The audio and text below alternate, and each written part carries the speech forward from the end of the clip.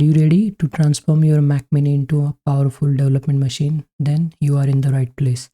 Today, I will walk you through installing everything you need from Xcode to Android Studio, Visual Studio Code, and more. We are going to cover it all, whether you are developing for iOS, Android, web, or even working with the .NET. By the end of this video, you will have everything you need to start building and testing apps. So let's get into it. So this is a new Mac Mini with Apple M4 chip, which has 24 GB of memory and 512 GB of SSD storage. Okay, so we'll be setting this machine for software development purpose. So let's close this. Now the first thing that we will do is to check if we have any software updates available for our OS. So let's open up system settings, go to general, and over here we have an option for software updates. So let's click on it. It's currently checking for any update.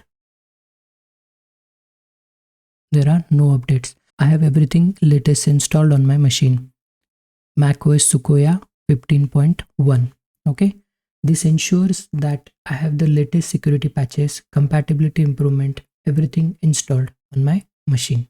Now, as a developer, I would like to work with the dark theme. But if you want to change the theme, you can go to, I think it's in the appearance. Okay, so over here you can change your theme, maybe light theme, dark theme, or you can set it as an auto. You can even change the accent color. So I will stick with the dark theme. Now I have the list of tools or softwares that I will be installing in this machine. So let's start with the first software, which is Android Studio. So to install Android Studio, let's open up the browser.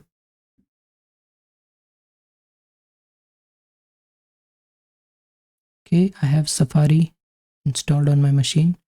Search for Android Studio. Okay, here it is. Click on this link. Okay, download Android Studio Ladybug. So let's click on this. Accept the terms and condition. And I'm having Mac Apple chip. So okay, I will be selecting this option. Please select the option if you have another chip like an Intel one. So let's click on it. It's a big download, so let's come back in a few moments. Okay, the download has been completed, so let's click on this icon to open it in Finder. Let's double click on it. Okay, so we just have to drag this icon into the application folder, and that's it. Android Studio is now installed. Okay, so let's open up Android Studio.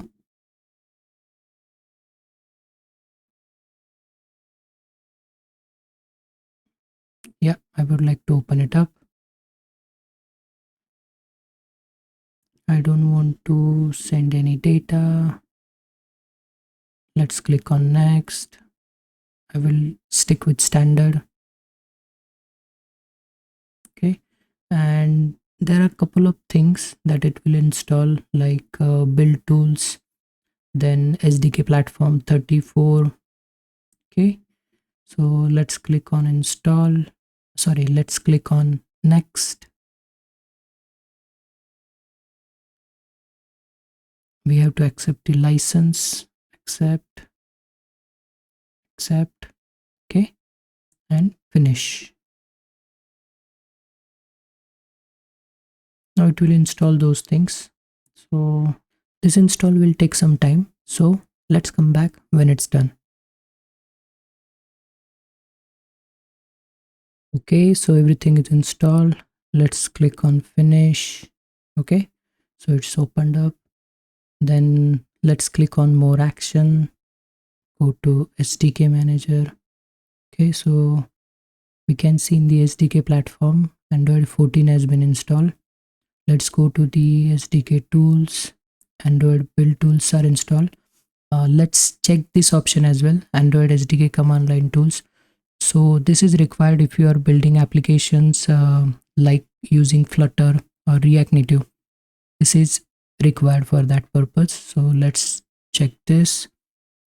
We have the Android emulator already tick, Android SDK platform tools, so that is also good. Okay, and over here we can see the Android SDK location path. Okay, so it's in our home directory under the library Android SDK folder. Okay, so let's click on OK. So it will install this Android SDK command line tools for us. Yep, okay.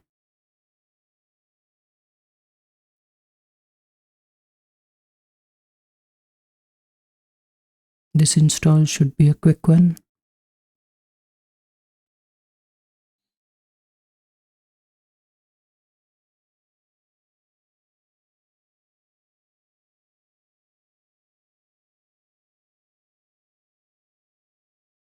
Okay, it's done. Now let's click on finish. That it's done. Now let's close the Android Studio. Okay, now the next thing is let's open up terminal. Now I have increased the font size so that it's visible. So if you want to change the font size of the terminal, you can go to terminal settings, and over here under this section font you can click on change, and you can just specify the size option over here. So this will change the font size. You can also even change the font name over here. Okay, so that's it. Let's close this one. Now let's check if we have the Java installed on our machine or not. Android Studio generally comes bundled with Java, so let's check if we have that installed or not. So let's type Java. This operation could not be completed, unable to locate Java runtime. Okay, so I think looks like the Java is not installed. So let's do one thing. Let's install another tool using the macOS terminal, and then with the help of that tool we will install Java. Okay, now the tool that I just mentioned is a Homebrew. Okay, so it's a super handy package manager that make it easy to install all sorts of software on your macOS machine. So to install Homebrew, let's open up the new window and type Homebrew. Okay, so this is the link. Let's click on it, and to install Homebrew we just have to execute this command. So let's copy it, let's go back to the terminal and let's paste it. Okay, hit enter. Now it requires password. It requires an elevated access, so entering the password, press return / enter to continue, or any other key to abort. Let's hit enter.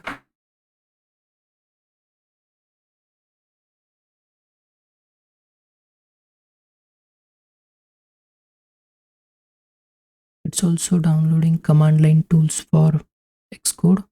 Okay, so the installation is complete, but we just have to make sure that over here there are next steps that we need to execute in order to complete the installation of Homebrew. So as you can see over here, it has mentioned run these commands in your terminal to add Homebrew to your path. So let's execute these commands. Copy, paste, enter. Copy the second command, paste, enter, and copy the third command, paste, enter. So now if we type brew and hit tab, it is giving us as an optional break and brew. So if I type brew, we can see brew has been successfully installed on our machine. With the help of brew, now we can install any software or tool just by executing brew install, and next over here we just have to type the name of the tool or the software that we want to install. After installing the Android Studio, we were checking whether the Java is installed on our machine or not. So when we type Java in the terminal, it was giving us an error that the operation could not be completed, unable to locate a Java runtime. So now using the brew, we can install the Java. So for that purpose, we have to execute brew install open jdk, and we will install the version 17. Okay, this 17 version is required for most of the mobile app development like Mavi, then Flutter. So we'll be installing that one. Okay, so let's hit enter.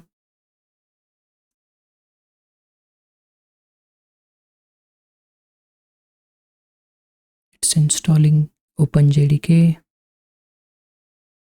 The installation is now complete. Let's check if there is any next step that we need to complete in order to complete this installation. Looks like yes. For the system Java wrapper, to find this JDK, symlink it with sudo. So I think we have to execute this command.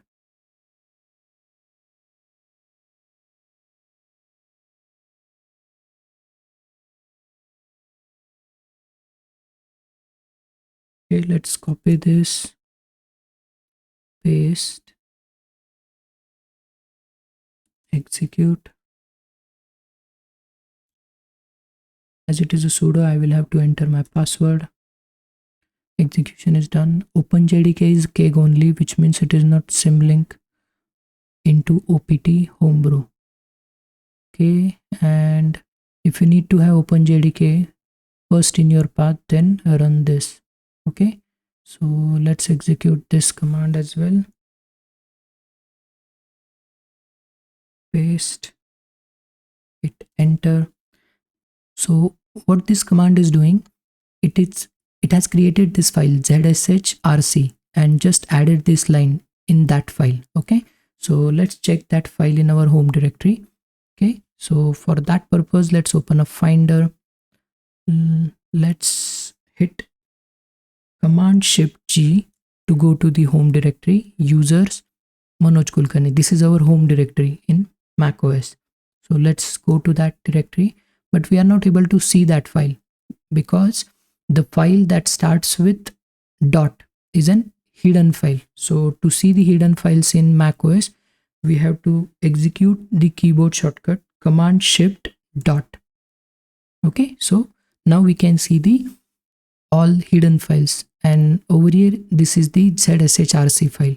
Okay, so if we open up this file, we can see the path that we have added. This is the same path: export path, opt homebrew, and OpenJDK. Okay, so this is the path that we have added in the zshrc file.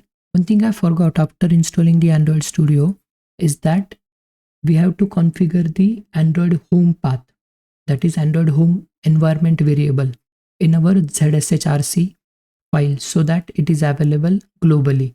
So whenever we are developing any mobile application using Flutter or maybe Mavi or maybe React Native, that path is available for those tools to build the Android application. So what we will do, we will just add that path in our zshrc file. So let's go to the finder again.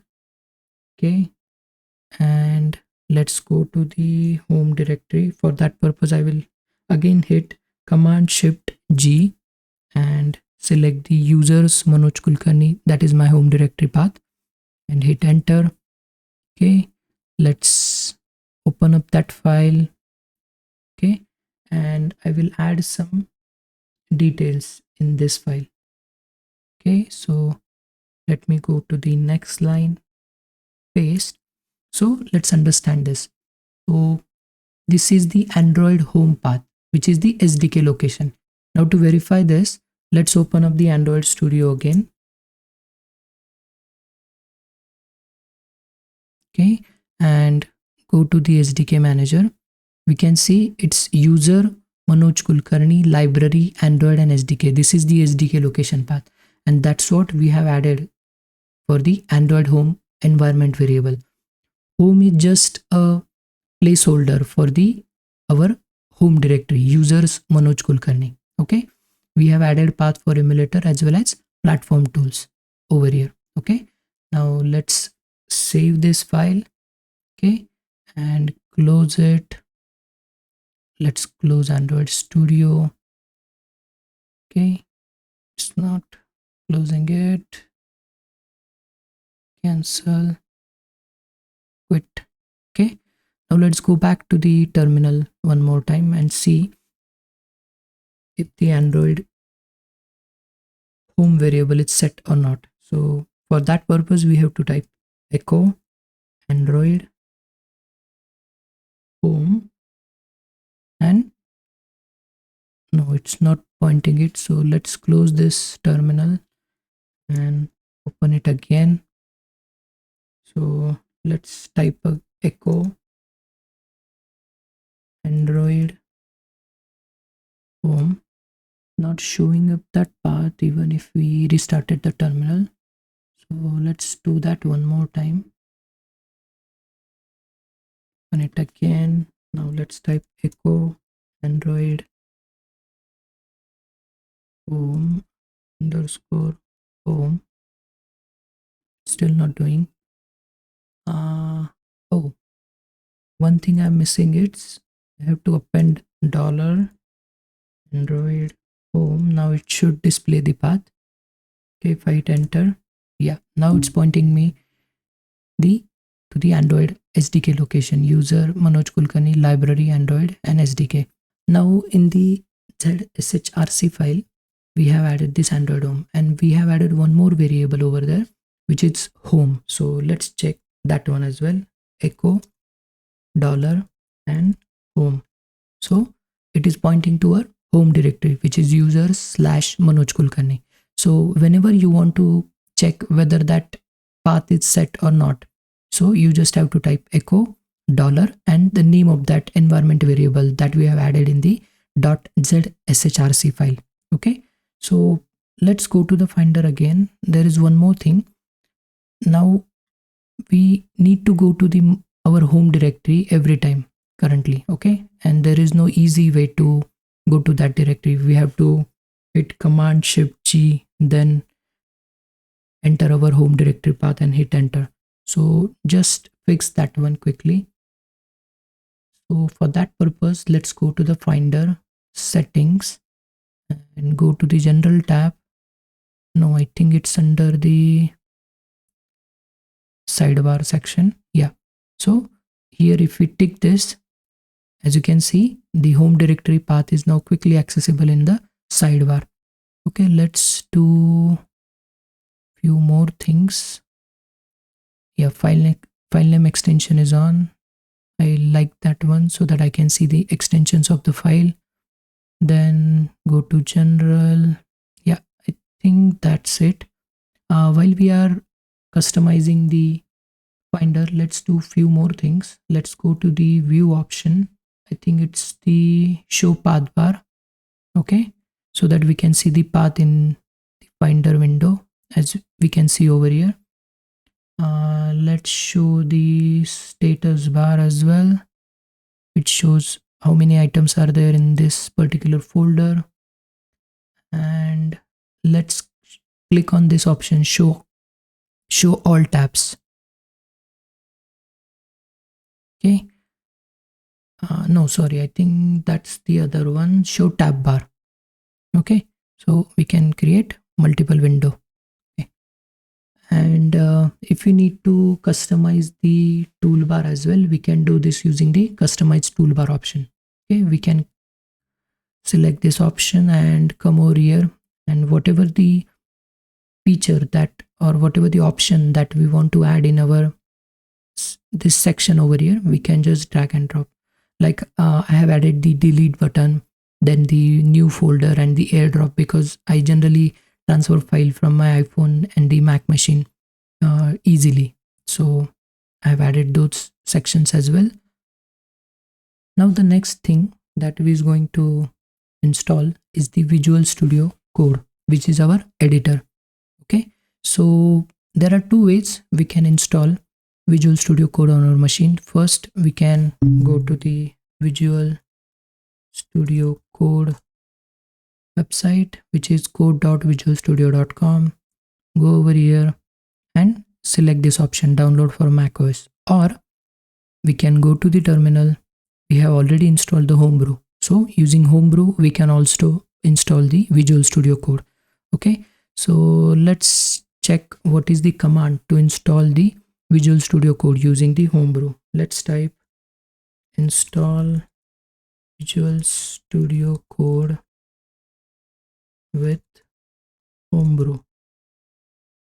Okay, so first let's click on this first link.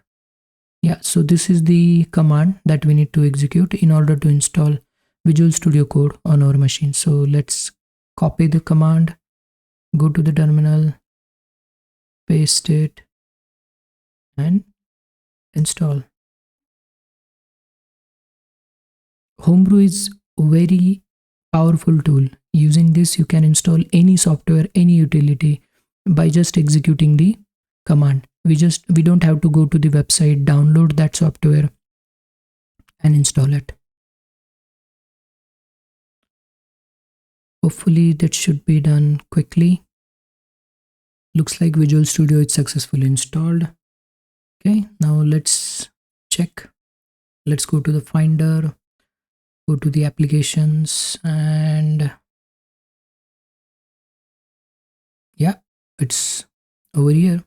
Okay, now as Visual Studio is successfully installed, in many of the blog posts or in online YouTube tutorials, you must have seen user just type code and dot, and it open up that current directory in Visual Studio Code. Now if we type this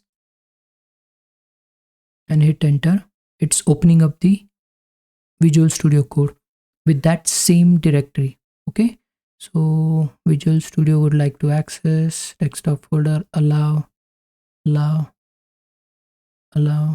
Okay, iCloud, okay, allow, and I trust the user directory. Okay, so it opened up the current directory. Okay, if we go to the terminal and if I type pwd, it will display the current directory. So we are under the user/home directory, and it open up all the folders and files which are in that home directory. Okay, so it opened up, but if it is not opening up for you, then there is one more way to enable this part. So you just have to type Command Shift P.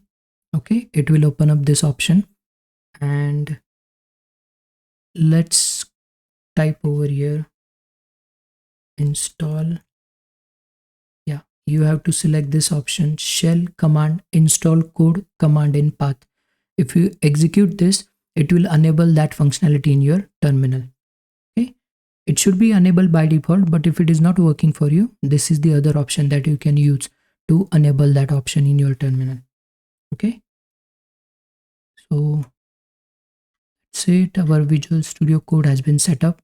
Now the next thing that we will be installing is the Node.js. Okay, so to install Node.js, we have two options. We can just open up a new browser window, type Node.js. Okay, and just click on this button to install the Node.js. Okay, or there is another option. We can use NVM. Okay, so what is NVM? NVM is a node version manager which allows you to easily manage multiple versions of Node.js on your machine. So we'll be installing Node.js through NVM.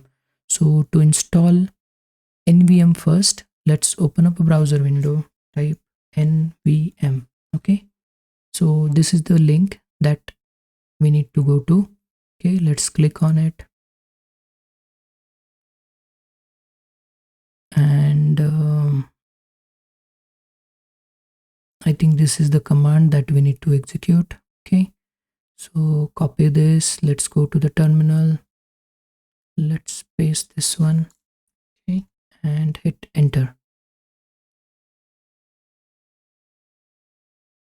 Okay, it's installed, and as like any other terminal utility, there are some steps that we need to do.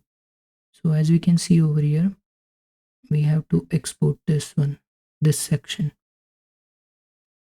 and the steps are mentioned over here: appending nvm source string to our zshrc file. And after that is done, we have to close and reopen our terminal to start using nvm, or run the following command to use it. Okay, so let's copy this section. Okay, copy, let's go to finder, go to our home directory, open up zshrc file. Yeah, looks like it's already done, it's already over there. Okay, so we don't need to do anything. Close the zshrc file, close the finder. Now we need to quit and reopen our terminal. Now let's type whether the nvm is installed or not. Nvm, yeah, looks like it's installed. Now we can install Node just by using this command nvm installed and Node, and we can specify the version if there is any specific version that we need to install. Okay, and that documentation might be available over here as well.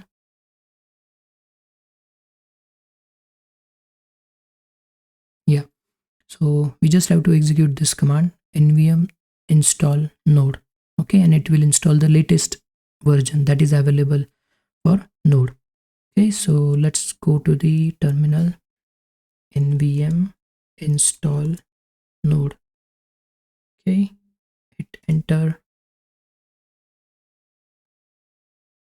It's downloading the version 23.2.0.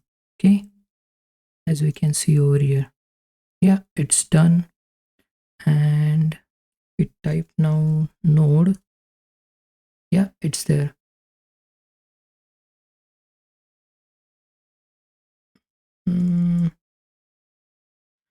Command C, Control C. I have to type exit. Okay, Control C. Okay, yeah, Control C. I have to press Control C to get out of that. So as you can see, the Node.js has been installed on a machine. Now, if I need to install any other version of Node, then let's go back to the documentation. I just have to type nvm install and the version that I need to install. And once that is installed, if I need to use that version, I just have to type nvm alias and that specific version. Okay, so I will not be doing this because I'm okay with the latest version of the Node.js. Now the next software that we are going to install is the .NET SDK. So let's open up a new tab in our browser, search for .NET. Okay, let's click on this first link and click on this download button. We have two options to install the .NET SDK on our machine, .NET 9 and .NET 8. So this is the standard term support and this is the long-term support. So let's install this one, and we'll be selecting this option for the Apple Silicon. So let's click on this. The download has started. Should be a quick one.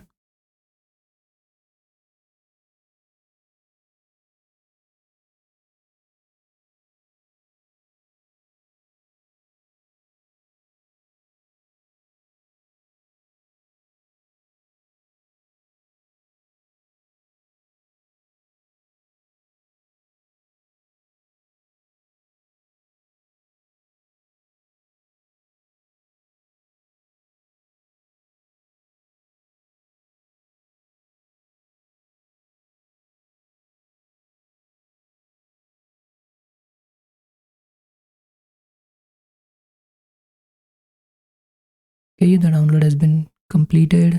Let's click on this icon, double click on this package. Okay, .NET SDK, continue, install, entering my password.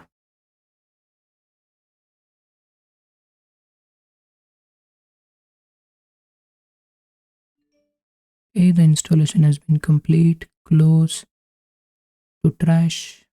Okay, now let's open up our terminal and check. Let's clear the terminal by using the clear command. Okay, and now let's type .NET. It's not command not found. Okay, let's quit the terminal and open it again. Let's type .NET. Yeah, now we can see the .NET SDK has been installed. Okay, so that's good. Now the next software that we are going to install is a fork. It's a Git Client. Okay, so there are two ways again to install it on our machine. First, we can just open up a new browser window, type fork, and I think this is the site. Yep, so this is the Git client. We can just click over here, or the best way, can just install the fork using our brew utility. So for that purpose, let's open up another window, install fork with Homebrew. Okay, so yeah, this is the command. Copy it, paste, enter. So as you can see, we have installed a couple of softwares using brew utility. So it's very easy to install using brew. If we don't know what is the command to install that software using the brew, so we just have to search on Google and it will give us an option or the utility. Okay, so the Homebrew has installed fork successfully. Now let's open up Finder, go to application folder, and yeah, the fork application has been installed successfully. Now the last software that we need to install is the Xcode. Okay, so to install Xcode, let's open up App Store, search for Xcode. Okay, and let's click on this icon to install it. It's a very big download, so let's come back when it's done.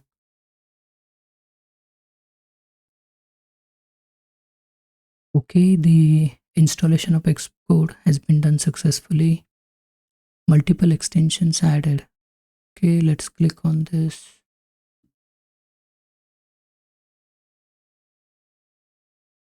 Okay, spotlight search. Okay, so let's close this up. Now let's open up Xcode. It's bouncing up.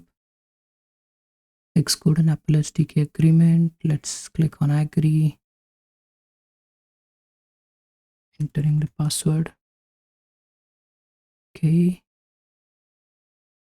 Select the component you want to get started with. I'll be doing an mobile application development on this machine, so let's take this one and predictive code completion model. I don't need it right now, so I will untick this one. Okay, yeah, let's hit download and install. It's installing the selected component. Xcode must relaunch to continue. Okay, relaunch Xcode, continue. Okay, yeah, it's installing the simulators as well, iOS 18.1 simulators. So it's a very big download, 8.59 GB, so it will take a while. So let's come back when it's done. Installation is almost to the completion, 99% done.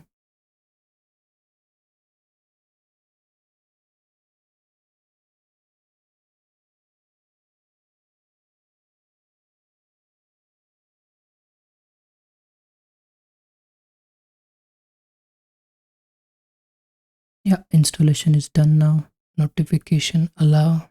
So let this complete.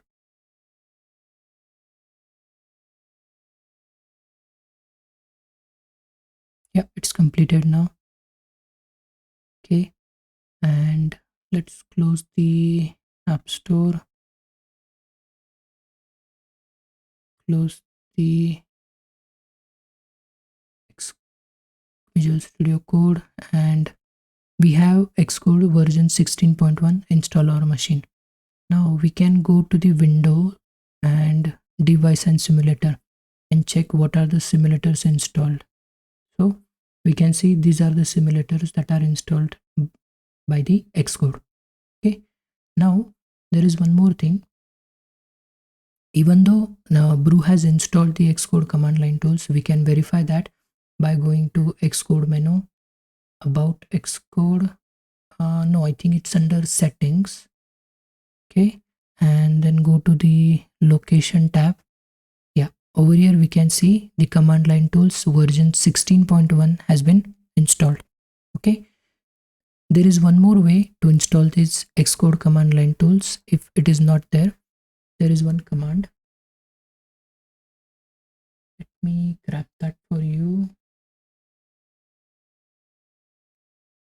So let's open up the terminal again.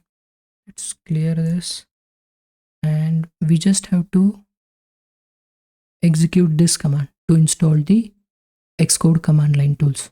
Okay, so we already have the command line tools, so we will not be doing this. Okay, let's close the terminal, and that's it. Our Mac Mini is now fully set up for software development.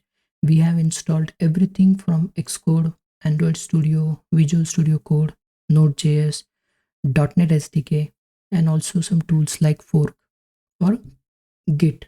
Okay, and now we are ready to dive into our project. Whether we are building for iOS, Android, or web, we have everything set up on our machine. So thank you so much for watching.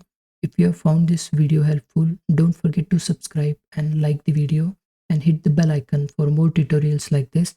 Let me know in the comments if there are any other setup tips that you would like to see, and happy coding, and see you in the next one. Thank you. Thank you for watching.